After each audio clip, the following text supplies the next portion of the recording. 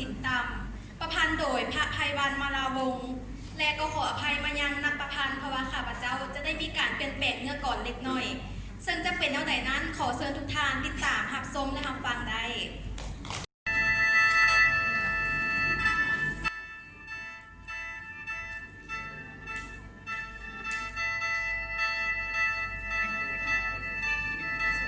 พิษสันโบ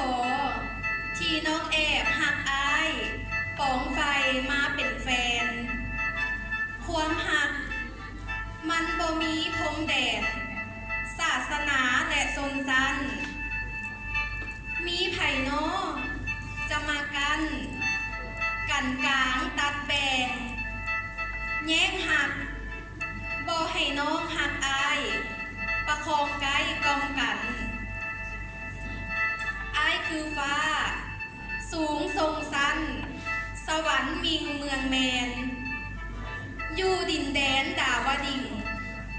ควงพระอินทร์เมืองฟ้า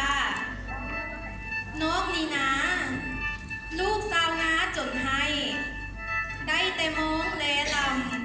ำดินตำตองตูบเตี้ยสายตาจ้องเบิงหงถึงอ้ายสูงทรงสั้น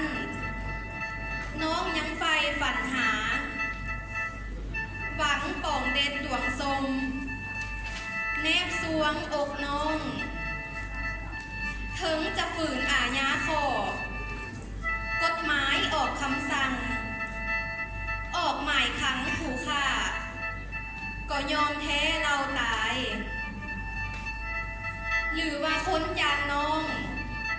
บ่มีฝ่ายทางหัวใจสันบอหรือบ่สมทางทรายเกียรติศักดิ์ศรีเซิงสันหรือว่าทางสวรรค์ฟ้าบังตาคนต้อยต่ำบอวาติพญาอินสิใจดำขนาดนี้ขวางกั้นผู้ถูกจนคนมีเงินหมื่นล้านก่อเอิ้นว่าคนอายเอ๋ยคนจนเขาก็มีหัวใจดังเดียวโดยดามต่างแต่เฮือนซานอายหลังงามหลังใหญ่เฮือนนอกแอบไม้ไผ่มันแตกต่างบนนี้ซนสั้นห่างกันอายอย่าได้แบ่งบันตัดหักห่วงแหนหักบ่มีพรมแดนขีดกันขวงกัน